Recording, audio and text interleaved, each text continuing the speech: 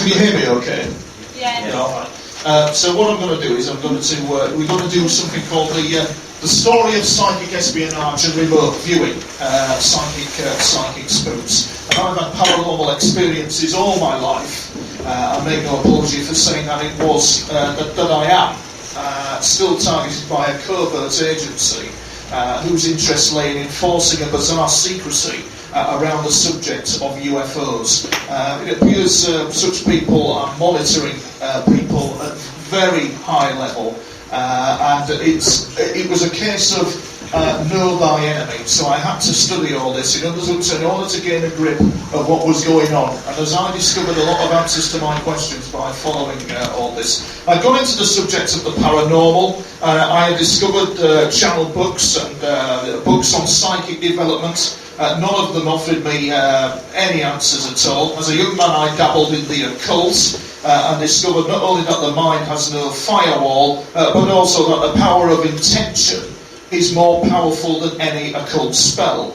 I had a real incident happen to me where I had done something. I was experimenting, and you'll find that some of the men, there's a remote viewer in the US military called Lynn Buchanan, who brought down NATO's computer network in 1980 using the power of his mind alone. What somebody perceptively commented on to me the last time they were here is how the hell the US military knew that this man was responsible for this, but seemingly they knew it was him. They'd been obviously tracking talent for a while in the US military for psychics, and Lynn Buchanan had brought down the computer systems of NATO in the 1980s due to an incident to do with a sergeant who had got him so annoyed and had claimed the credit for a project. He got so annoyed, his sheer anger alone brought down the computer system, so it says in an autobiography.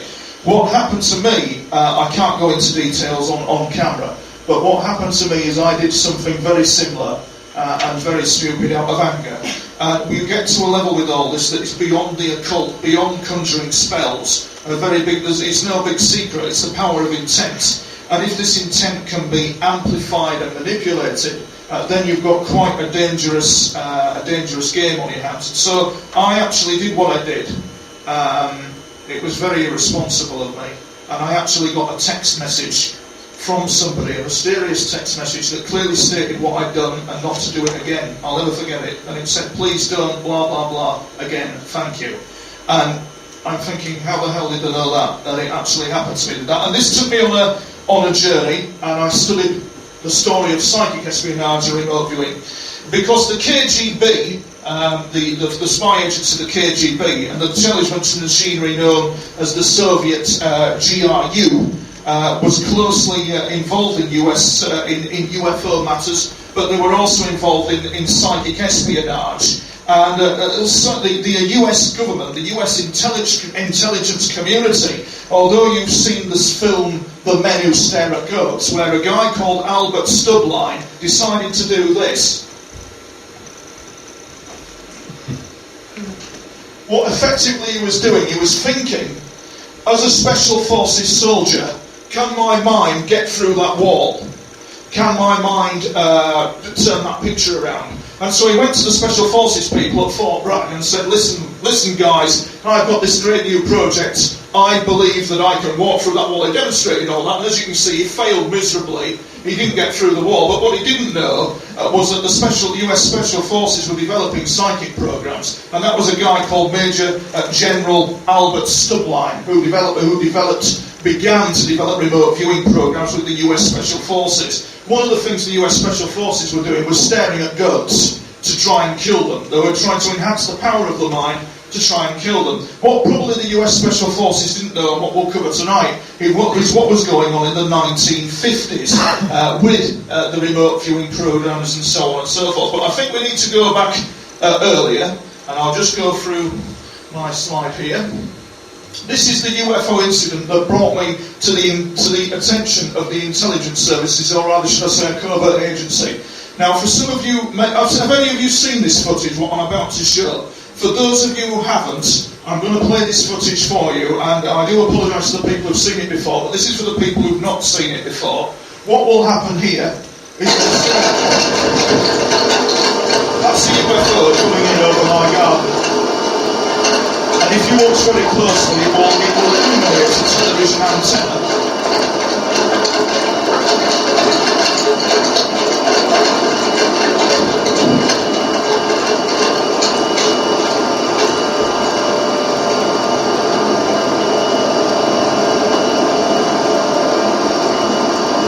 This went for image analysis to a guy called Andrew Fry, who worked on the film Jurassic Park as a special effects director.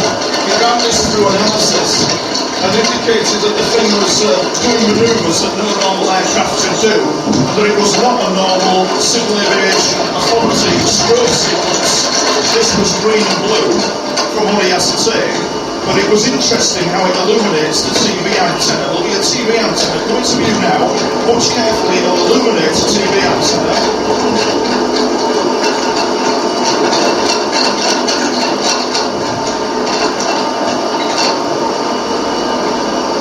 Once there, and it'll do it a second time. And we tried to replicate that with lights and torches, but that didn't work. And then this here, I'll just go through this briefly. This here is, I'm sorry about that, the slide's not turned out correctly there. But that there, at the height of that happening, once we had the UFO follow me, at the height of that, we also had a helicopter. And that helicopter, when that UFO came over my house, shortly afterwards, I was filmed by what's known as an AS-555 helicopter. An AS-555 is a special forces helicopter, and as you can see, that helicopter is bristling with camera gear. We're not talking about my UFO experiences here this evening, we're just giving you a background to me, first of all, how I got involved in all this. That there is where we had some very odd goings on with two people who were stalking me and following me, and were doing for a while. And an incident happened there in that pub with two of them, a man and a woman, and it was to do with the fact of their stalking and following me. And one of the men who came into that pub commented on what he was doing to me. Now only he would know, and I would know what he was commenting on, basically. So what happened was he walked past me, said his remark, and the other woman asked why Anthony, I'm actually a Tony, but she referred to me as Anthony, why isn't Anthony communicating with us? And she did a very curious thing in a mirror. In one of those mirrors, at the far mirror, she did a very curious thing, which is out of the context of what we are discussing this evening. It was an esoteric gesture that she did, but we won't go into that because this is about psychic espionage. And that's the helicopter. It was overflying a road junction there at the street lamp height. It came in, it was like something out of a Bond movie, and I'm filming it, and it's just hovering above the lamppost. Cars are whistling their horns at it. There's fishermen on the canal bank to my right looking at it and wondering what's going on. So all this goings on sets the background for me doing this research. And as we can see, in the early days, the first psychics or the first seers that were used for military purposes, this is a fine example here, and this is a lady called, she was called Deborah, and she was the oracle to the Israelite leader Barak, who she possibly might be called the first military remote viewer, because she successfully saw enemy forces of the king of Canaan. She successfully informed him where they were camped and what they were doing, and as a result of her remote viewing, the Israelites were defeated. An interesting one here, however, is this, that's the arrival of the UFO, we just go through that there, that arrived over my house in 1999, that set the backdrop to all this. That there is King Croesus, and he there was also a military man, and he wanted to also learn military information from the use of psychics in about 550 BC. And what he did in order to see if information was correct, he actually sent oracles out to all the various different seers and psychics, and what he suggested they did is after 100 days after their departure, they were to ask the oracles what he was doing. What was he doing? He wanted the oracles to know. And that is the oracle at Delphi, who is probably one of the most famous psychic seers of all. They're absolutely amazing. And only the oracle at Delphi predicted correctly what was happening. The king had used a bronze kettle, and he was cooking a meal of stewed lamb and tortoise, something I have every night. Thus, the oracle said, this oracle there said, "Can I not number all the grains of sand and measure all the water in the sea? Though a man speak not that I can understand, nor are the thoughts of dumb men hid from me. In tortoise boiling with lamb I smell, bronze underlines and covered them well."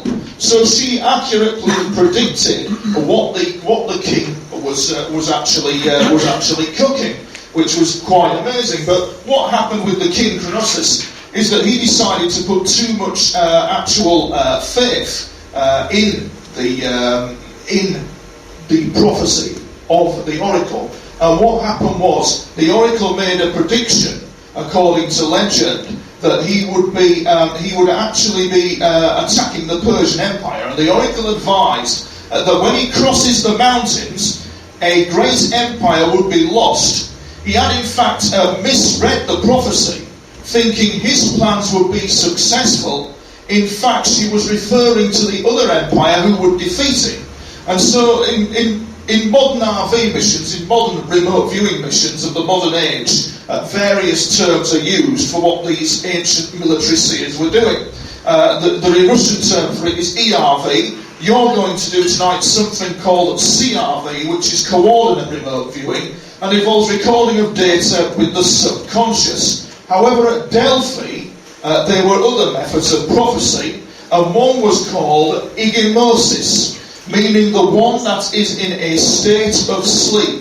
Somebody came up to me at the beginning here and said that they were having all kinds of goings on, especially at 3 o'clock in the morning. Well, that's because the brain is in a certain state of mind at that time in the morning, and you're more open to the human mind is like a giant radio, and it's more open to paranormal incidents and so on and so forth. So it is said that with this practice of fortune telling, the visitor would sleep near the sanctuary, and God would speak to him in his dreams. Now, eventually a woman named Python, from the dragon Python, became high priestess of the Delphic oracle, and passed on her name to every woman that became a high priestess of the Delphic oracle. According to legend, Pythra, each Pythra was over 50 years old, was seated on a tripod, as we can see there, over a chasm, and inhaled the gases from which they flowed while chewing bay leaves, something I do every Friday night. Because the priest could not understand what she was saying. The answers were often imprecise and ambiguous. Over the centuries, these people proved highly accurate in their predictions and won renown as oracles, not only with the Greeks, but also with people all over the Mediterranean world, including the Romans and Egyptians, who frequently came to that location, as we can see there. One of these days I'll talk without my notes for until... Okay, so my experiences with all this have been quite hair-raising, as you can see, and this sets the background to all this. And what happens here is another tribe that showed an example of psychic telepathy is this tribe here. The Montaganés tribe would often retreat in the woods and build a shelter the size of a telephone booth, get inside And when power was built up in the shelter, esoterically wise, they would communicate with friends thousands of miles away. And it's interesting to know that the British Secret Service, and we'll also cover the Catholic Intelligence Service, which is one of the largest espionage James Bond style organisations in the world, believe it or not. We'll cover that. It's very interesting in a moment. But what would happen is that early on in the history of the British Secret Service, probably one of the first seers into the future included a man called Roger Bacon, who in 1268 drew drawings including chariots that move rapidly without animals, and he drew drawings of ships as well. He even predicted gunpowder. There's another one for you. And this one is Joan of Arc, who was also an absolute A1 seer. You could describe her as a remote viewer, most definitely. And a fascinating incident happened at Joan of Arc, which I will read out to you. It says, Joan of Arc was cursed at by a man. She said to the man, "In God's name you do swear, and you so near your death." The man, 1 hour later, fell into a castle moat and drowned. And there is also the startling predictions in his Book of Centuries in 1555, probably one of the greatest seers who predicted the fire of London, and that was Nostradamus, who was an absolute, who would be classed probably as a remote viewer. Although there is, as I'll point out to you in a moment, there is some ambiguity around Nostradamus by another university professor who challenges that point of view. But interestingly enough, Nostradamus came out with a prophecy. I'm sorry about that, it's just gone off there, I don't know why. Came out with a prophecy called the prophecy of the true serpent. It's a prophecy made by Nostradamus. Now in this image you will see Nostradamus drew this image of a serpent. Now that serpent is actually the first United States Navy flag. And it is written in the prophecy made by Nostradamus that Iran will be invaded by those of the true serpent. It is also known as the riddle of the true serpent, and it is the prophecy that an invader of Persia shall come through the Strait of Hormuz, the true serpent, meaning the US Navy Jack. Nostradamus was seeing, it appears, the US Navy flag called the serpent flown during the American Revolution in 2002. George Bush actually ordered that flag to be flown as a symbolic gesture of a naval force reformed. Nostradamus, it is said, saw the flag moving through the Strait of Hormuz. And I wonder if that's an actual US Navy ship moving through the Strait of Hormuz. It is said by Nostradamus that 1 million men shall move westward across Persia at a time when Turkey shall be an ally to the invader, and their ships shall sink to the bottom of the ocean. And as Iran has a large army and quite a large navy, which it's only time will tell if this prediction is correct. However, there is a researcher who I highly recommend called Philip Coppins. His website is philipcoppins.com. He's the editor of, gracious me, he has a big bookshop in Amsterdam. I do recommend it to you. And Philip Coppins came across some research regarding the fact that the predictions of Nostradamus were actually not from Nostradamus. He had stolen them, according to Philip Coppins. They belonged to a Cistercian monk who spoke the language of Picard. And I'll just read out this, that the story of this text that flowed from the pen of a monk called Lycens, prior of the Cistercian Abbey of Cambron in Hainaut, in the beginning of the 14th century, is more extraordinary than the most extraordinary prophecies that the disciples and translators of Nostradamus have ever been able to think up.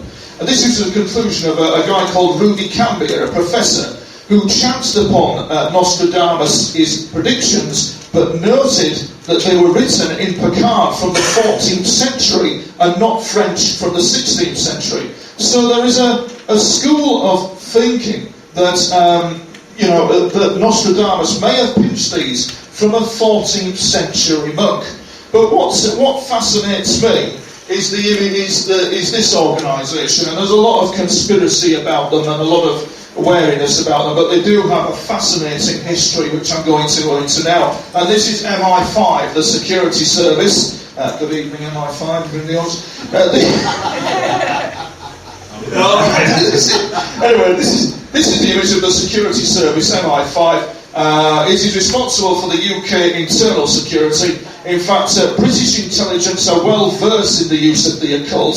A chance remark made by one of the founders of the remote viewing programme, Ingo Swann, who we'll cover later, indicated that the UK had been involved in psychic spying, and this is where it gets interesting, for a very long time. As we shall see, this story of psychic spies with British intelligence began in Elizabethan times, and by a strange twist of irony, the psychic intelligence organisation called the Collins Elite would in the years ahead become concerned about the antics of occultists like Crowley and the infamous Jack Parsons, who we'll come to later. But for now, our journey begins with the founder of British intelligence. And the founder of British intelligence was a man called Sir John Walsingham. I beg your pardon, Francis Walsingham. I've been on the source again. A diplomat and a spy master and a politician who was responsible for domestic counter-intelligence against Catholic plots to attack the monarchy. He was forced to flee abroad to escape persecution, and he learnt Italian and French and worked for the Venetian Secret Service. He was ambassador to France and set up his own network of agents, and it is said he often used witches as spy. He's the first example of what we would call MI6, the Foreign Intelligence Service. So even in the 1500s, this man, Francis Walsingham, was using counterintelligence against the Catholics. He was also using it against Spain, as we will come to see. This is rumoured that, although there's two thinkings about this, but it is rumoured that John Dee was the first James Bond. John Dee is a fine example of a psychic spy, because he was recruited by Walsingham, who was running probably the first version of a foreign espionage service, and he was running agents as far as Turkey. Yes. Sorry. Oh, is that? Can you hear me? Is that better? Is that better? Do you want me to go through that again? It's not. Yeah. Okay. It's cracking. Yeah. Just where do you want me to start back from? Sorry. From the stop, there's always one, isn't there? From the start again. They're joking. So I was just saying that the founder of British intelligence was Sir John Walsingham. First example of MI6, or a foreign intelligence service. MI5 are the British internal security services. A chance remark by the founder of remote viewing, Ingo Swann, who was the founder of the US remote programme. He came across the fact that MI5 were actually using psychics from 1900. That's the US Navy in the Strait of Hormuz, due to a prediction made by Nostradamus regarding an invader of Persia that carried the US Navy Jack. It is said that Nostradamus had stolen these in the 14th century from a monk in Belgium. Are we just going back through? Nostradamus, the remote viewer, Joan of Arc, who predicted a man's death shortly after he had cursed her. Are we okay with it? Yeah, right. Okay, right. So, founder of the Secret Service, John Dee was the first James Bond. Can you hear that? Is that all right? A bit more volume. Is it easier if I just at this volume without the mic? Yeah. All right. So I'll do it without the mic if they can hear me. Is that all right? Can you hear me now? Yeah. Okay. So the founder of British intelligence was Sir Francis Walsingham, and a fine example of a psychic spy is Dr. John Dee. Here we see him here, who was recruited by Walsingham, who was running probably the first foreign espionage services with agents as far as Turkey. The real enemy was, of course, Spain. And among many of the examples of psychic spying done by this man, or even remote viewing by Dr. Dee, was the psychic information passed on to Walsingham regarding French infiltration of the Forest of Dean at the time of Britain's shipbuilding centre. So the Forest of Dean was a major military shipbuilding centre for Britain. This man was having repeated dreams that French workers were secretly working for the Spanish Secret Service, and they were attempting to bribe disloyal workers to burn the forest. this information proved to be correct, and the Frenchmen were arrested. And as we can see, this guy has a fascinating history, and that's John Dee, the first James Bond. Now, this is another man who also used military psychic methods, and this man is Francis Drake. And he also performed a ritual on the cliffs of Plymouth that raised a storm, preventing the invasion of England by Spain using a coven of witches. So he had all these witches casting a spell, and Dr. Dee, the early version of the 007, used his crystal to see visions. And the visions told John Dee that they must use fire on the Spanish ships, which they did against the Spanish fleet, and it actually worked. They were defeated. Before we lead into the guys of Crowley and Parsons, who we will study in a moment, this, of course, is Ian Fleming. Ian Fleming is creator of James Bond, as we can see. He's one of the more famous characters before we lead into Crowley and Parsons. And at the Collins elite,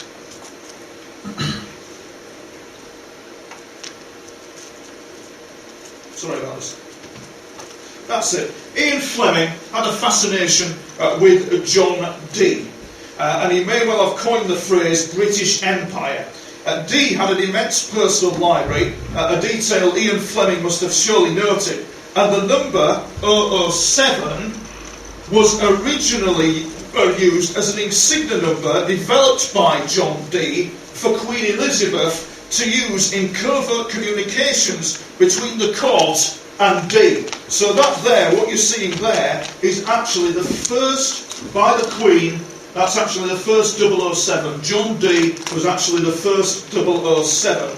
The double O's in the number are referred to Dee being the secret eyes of the Queen, and the Queen signed her missives to Dee as M. Now M is the head of MI6, the Foreign Intelligence Service, and C is the head of, no, I've got that wrong, C is the head of MI6, and M is now the head of the British Secret Service, Internal Secret Service, MI5. And as you can see, that's the original signature used by John Dee. I think that's quite amazing. They do say, however,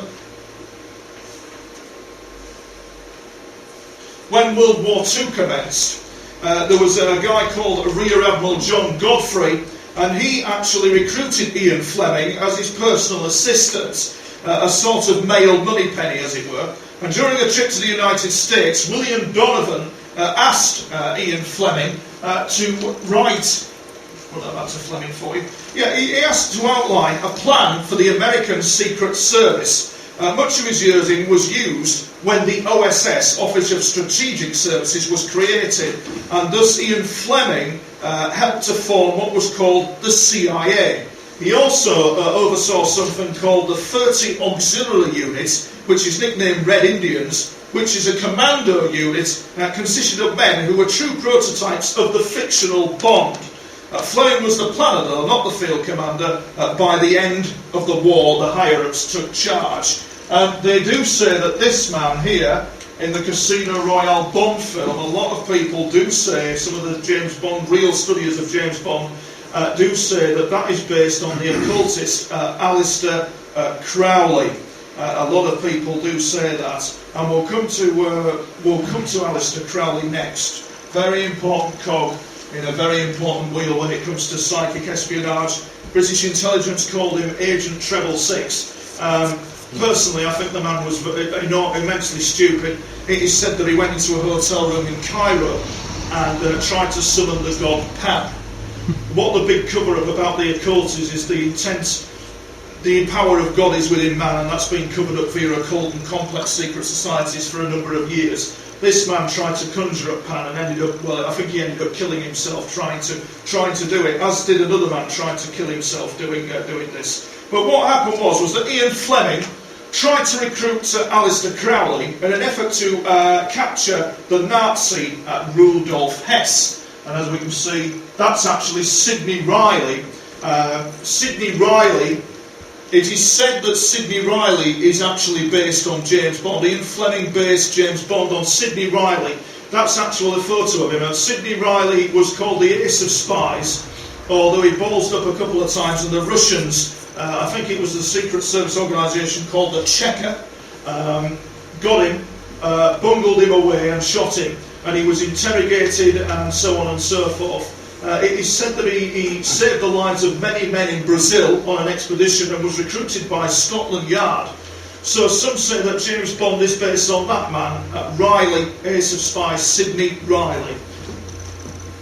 That, of course, is Rudolf Hess, who landed in Britain during World War II. Having been fascinated by Crowley's image for years, Fleming had actually asked the spy master Maxwell Knight to actually get into a plan to use Crowley to exploit Hess's interests in the occult. And a guy called Maxwell Knight headed up Department 5, the County Espionage Unit within MI5. Crowley responded that he would be ready to assist, but the plan was vetoed by the higher-ups. That's Aleister Crowley there. And apparently it is said that Fleming had never met Crowley face-to-face. However, there's a contradicting account of what went on. It is said that Fleming and Crowley, under the heading of Operation Mistletoe, which is very interesting, Operation Mistletoe, they worked together on something called Operation Mistletoe, which was the occult defence of Britain during World War II. What they did there is they did rituals in Ashdown Forest, a place called Ashdown Forest, where they did rituals against the Germans. Which was, they were dancing around Forest trying to repel the Nazi hold back. That's my old drama school there. That's the Royal Victoria building where I went in 1991. It's called the Royal Victoria Patriotic Building. It used to be a lunatic asylum. Then it was, in World War I it served as a hospital, but it is rumoured that that is where Rudolf Hess was actually interrogated.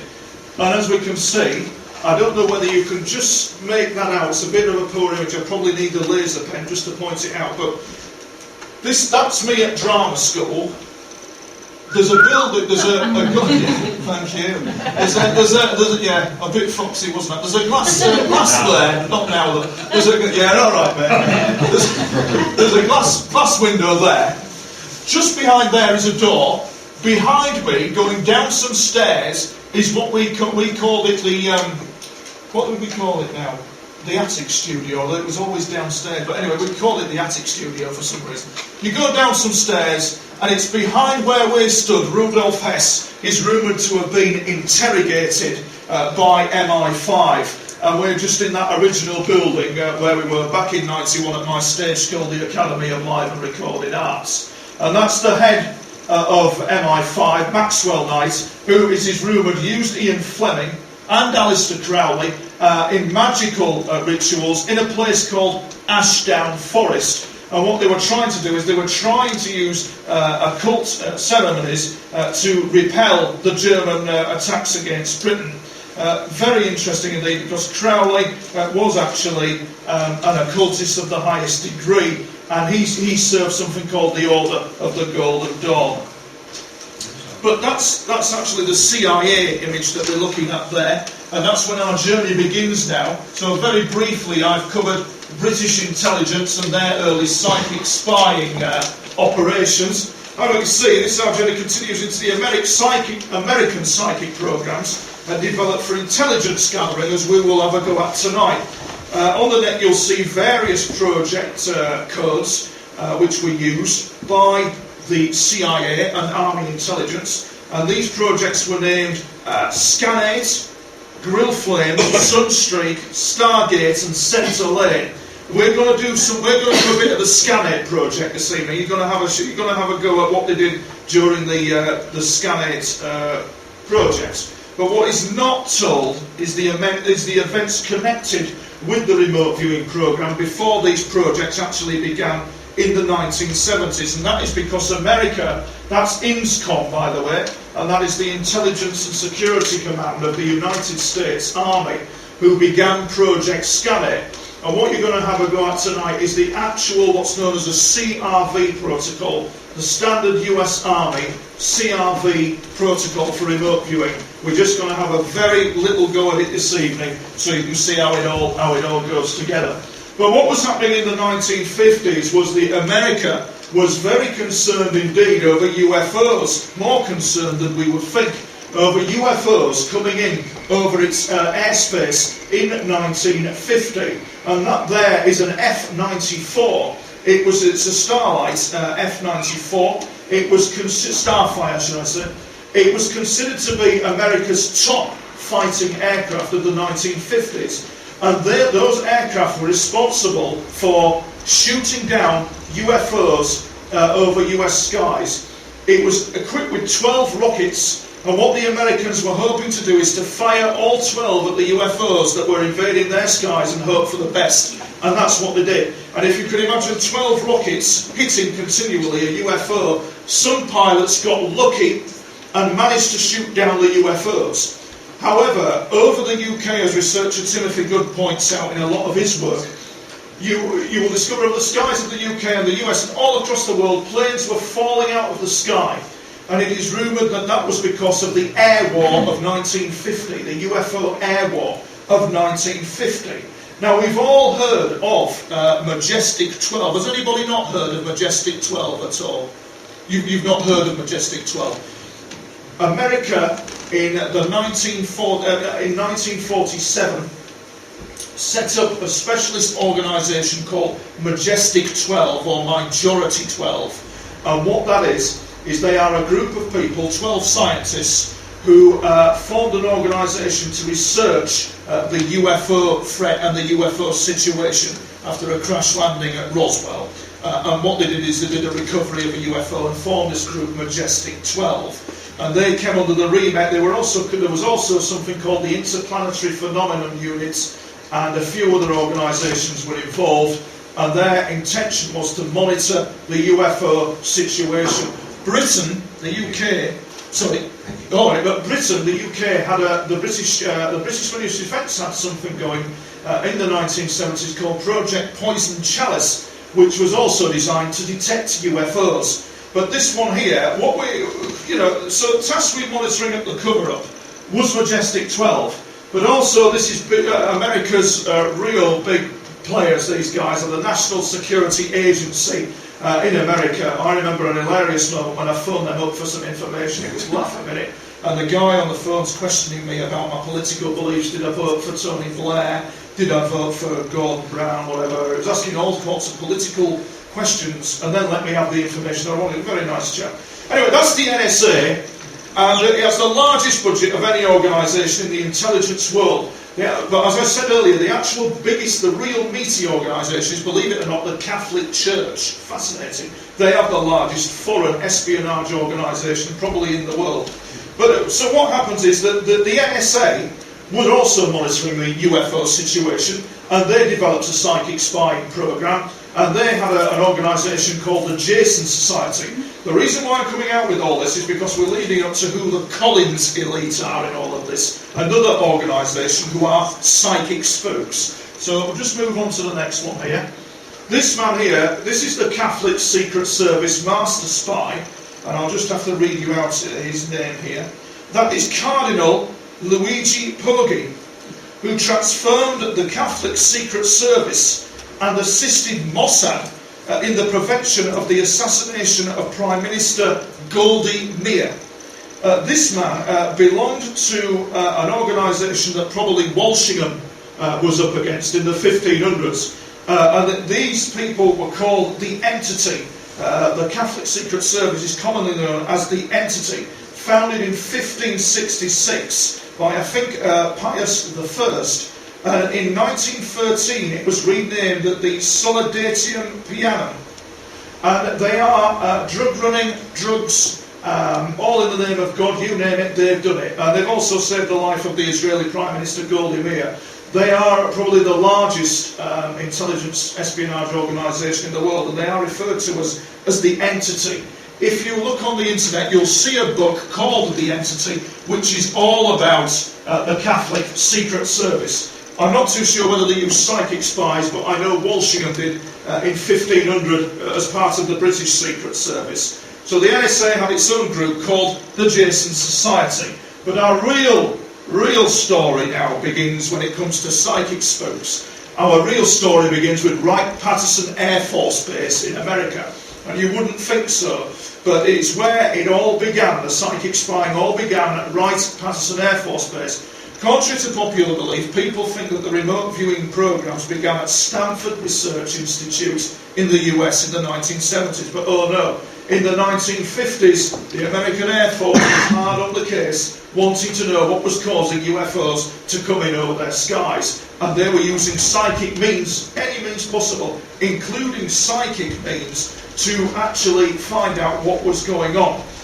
They concluded, they formed an organisation called the Collins Elite, and the Collins Elite reached some startling conclusions that there's a possibility that the actual incidents they were having with UFOs were possibly down to incidents of people dabbling in the occult, of all things. Because I was talking earlier about the power of intent and how the man and woman's mind is that of God.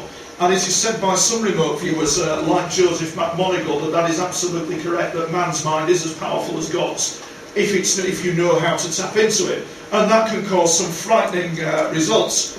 They started looking into the activities of this man. He's called Jack Parsons. He was actually a genius. The man was an actual genius, and he got himself involved in a sky scandal. And the father of Scientology, Ron Hubbard, is rumoured to have been spying on him for US Navy intelligence, or even the Collins Elite. Now, Jack Parsons was the father of rocket propulsion. He was involved in a scandal with the Israelis and was practising the occult.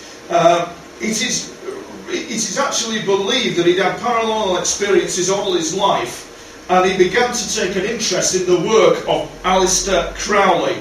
And Aleister Crowley, of course, founded this organisation, which was a quasi-Masonic order, and this is called the symbol of the Otto, or the Order of the Temple of the East. And this organisation had esoteric Hindu influences at its higher grade. And this man Parsons started to actually take a look at what this man was doing. The thing is that this man Parsons was the father of rocket propulsion. Although the work of Parsons is a lecture in itself, Parsons was the founder of the Aerojet Corporation, and his designs are used to this day. And it was rumoured that he was involved in unsavoury practices and tried to use ritual to invoke gods before each rocket test. This then came to the attention of the FBI and the Collins Elite, who were watching this very closely. He worked with a man called Fyodor von Karman, who was actually also working on rocket propulsions. He developed the Aerojet, and he also befriended the founder of Scientology, L. Ron Hubbard, and he became close friends with Parsons, and he also lived with him in L. Ron Hubbard, and he ran off with Parsons' girlfriend, Marjorie Cameron, and 10 grand of Jack Parsons' money. So we've got a situation where we've got this guy, Jack Parsons, being spied on by L. Ron Hubbard, the founder of Scientology, so research says. And what happened then was that Ron Hubbard ran off with his girlfriend Marjorie Cameron and took 10 grand of Parsons' money.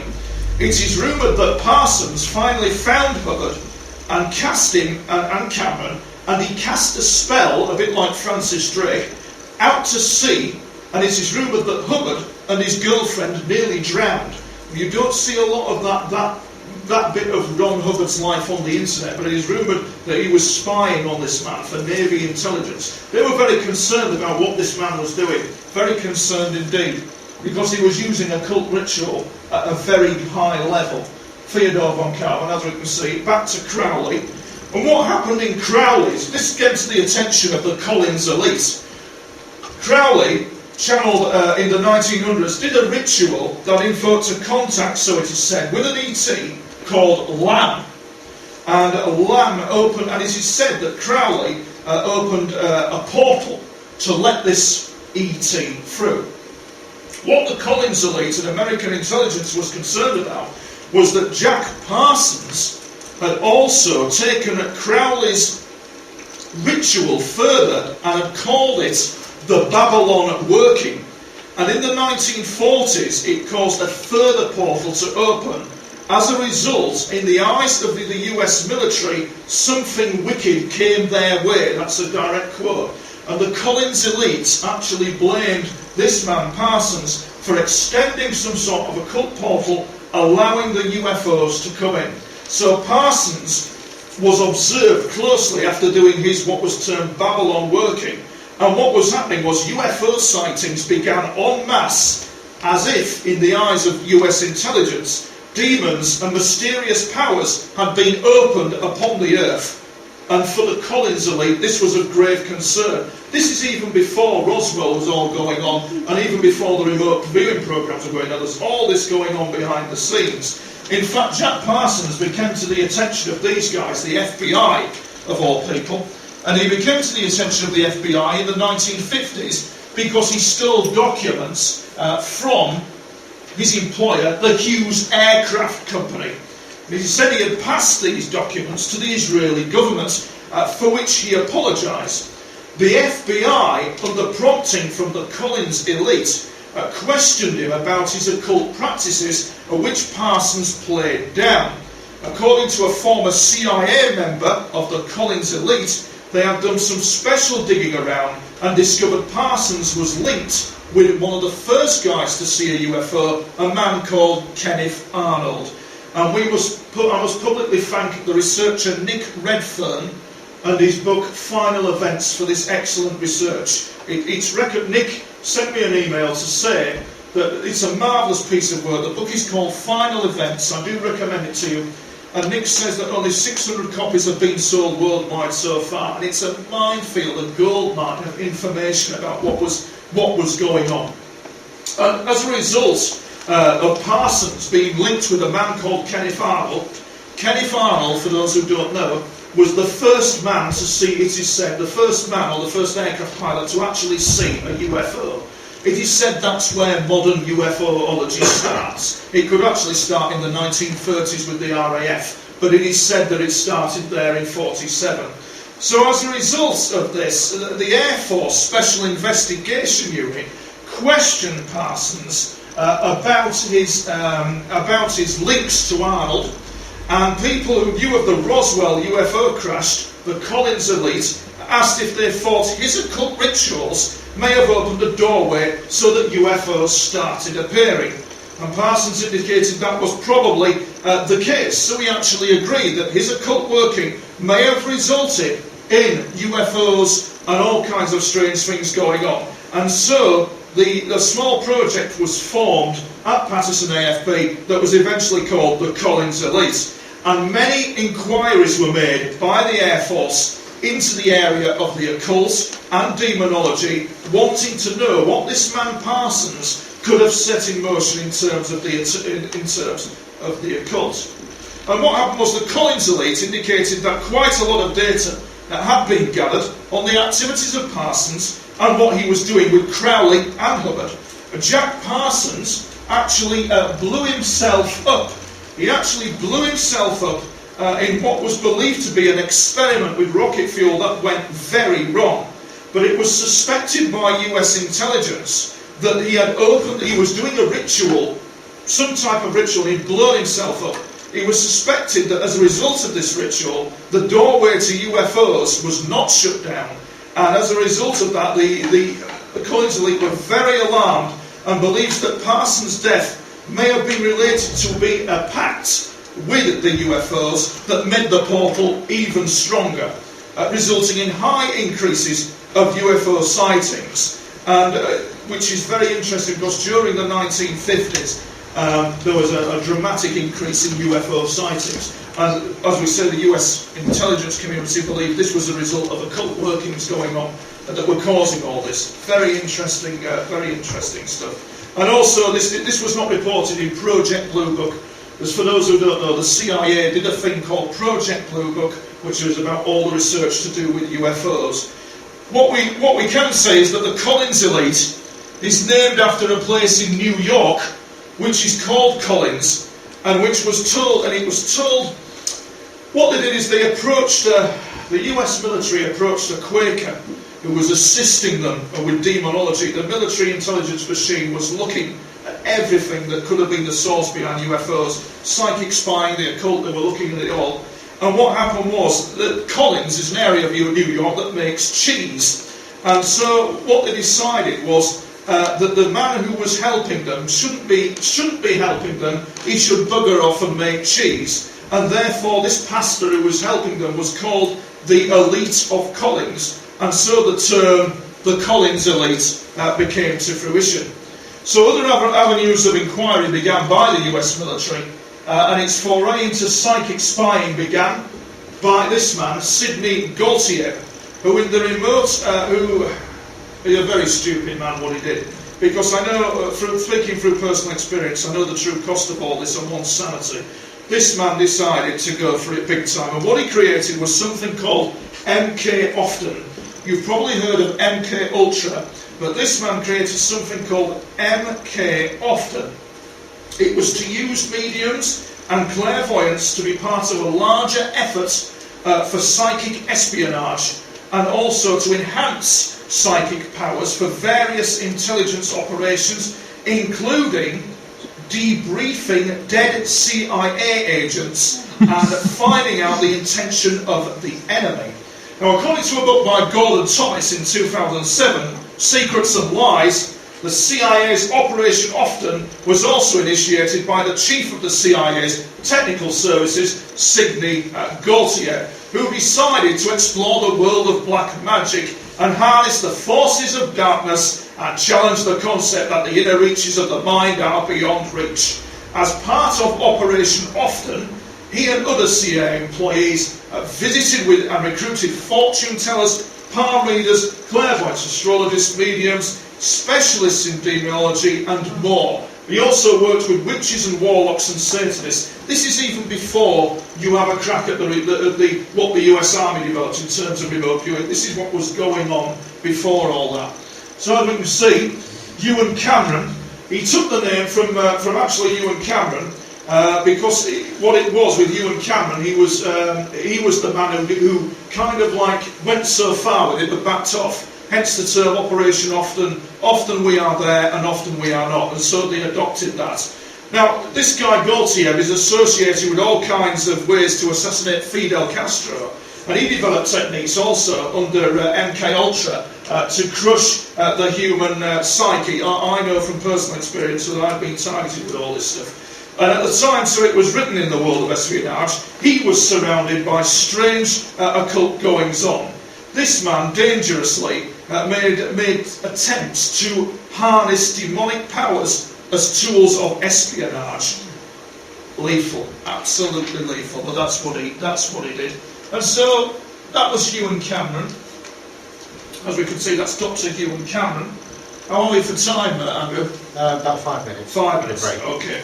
And this guy is the man who was responsible for actually developing further mind control and so on. He mysteriously committed suicide. Very interesting indeed. This is Jim Mars, who I recommend his book Spies, which was previously banned.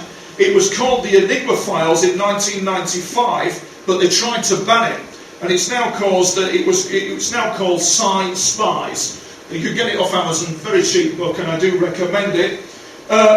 What would happen was that he was not allowed to speak on the issue, was informed by his lawyers that he shouldn't be speaking on the issue, and an injunction had been placed on him not to speak about remote viewing or psychic spying. Since then, the CIA have of course admitted using remote viewing to spy on the Soviets, but Mars claims that this is only half the story. What he says is that the US government has muddied the waters surrounding remote viewing because of their ability to target and describe UFOs. They have admitted using it to spy on the Soviets, but there's more to it than that. I'll just leave it at that for now. I'll just quickly move on to this one. That there in 1900 is actually a French military paper by a guy called L. Bardonnet. And it was basically to the systematic use of parapsychic phenomena to actually remote view troops on the battlefield and so on and so forth. And what he did is he did some experiments with that, and it worked very successfully, and that was an early example of the French military trying psychic spying called the Universe Organisation. That's in 1900. There was also a guy called Jules Romains, and he also did a book called Extra Retinal Vision, or where same principle actually applies, where they tried eyeless reading, so you close your eyes and you see the writing on a newspaper or you see the writing on a book, and they actually called that, we can see, extra retinal vision, and they decided that it could actually work, and so they tried once again to integrate back into the French military at an early age in the 1900s. So we'll leave it at that for now, and obviously if you want to go for a break you can do. Have we got time? Have we got time now? Yeah. We're time now, are we? Okay, so we'll meet back after the break. Thank you very much.